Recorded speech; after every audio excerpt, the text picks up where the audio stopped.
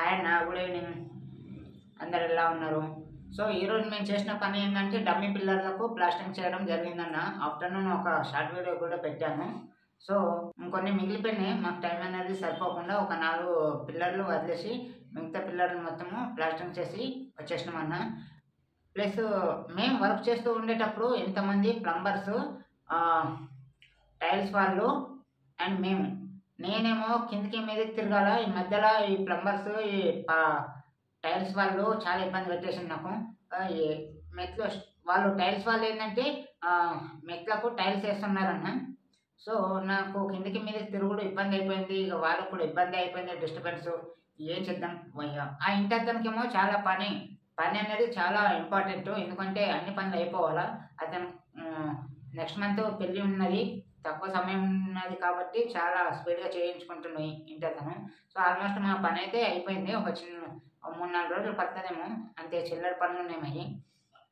So ఈరోజు మేము చేసిన పని అదైతే. ఆఫ్టర్ ఈవినింగ్ మేము ఇంటికి వచ్చే సమయంలో ఒక చిన్న ట్విస్ట్ అయితే జరిగిందన్న.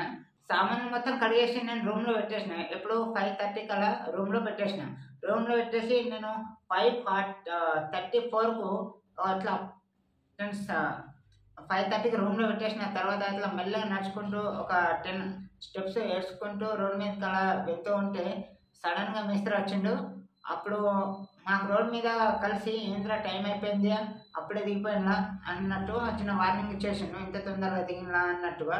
అదే టైం చూసుకుంటే 34 మినిట్స్ అయింది, 5:34 మినిట్స్ అయింది. అంటే 4 నిమిషాలు కొద్దిగా తొందరగానే వచ్చేసిండు. మేము రాడేమో అనుకొని అంత సడన్గా వెళ్ళిపోయినాం.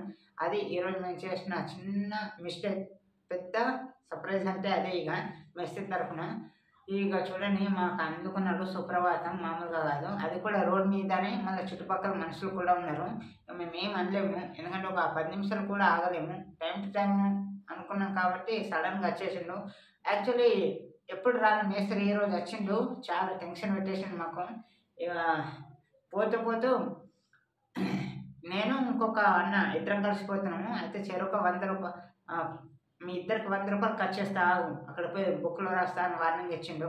మళ్ళా సరే కట్ చేస్తే కట్ చేయండి, కానీ ఒక 500 అయితే ఇవ్వండి అని అంటే 1 రూపాయి ఇవ్వ అని చెప్పిండు. ఇక రేపు ఉంటుంది మిగతా పూజ మాకు. సో పనులు అయితే లేవు హైదరాబాద్లో కూడా. మా మేస్త్రికి అయితే ఉన్న పనులు పెండింగ్లో ఉన్నాయి. సెంటరింగ్ ఒకటి తీయాలా, అది తీస్తే చాలా అయిపోతుంది. ప్రజెంట్ అది పెండింగ్లో ఉంది. ఇదన్నా ఈరోజు మేము చేసిన పెద్ద ఘనకార్యం, పెద్ద మిస్టేక్. ఇది చాలా తప్పు చేసినాం, అని తప్పదు. మనిషి అన్నప్పుడు తప్పులు చేయాల్సిందే, సహజం.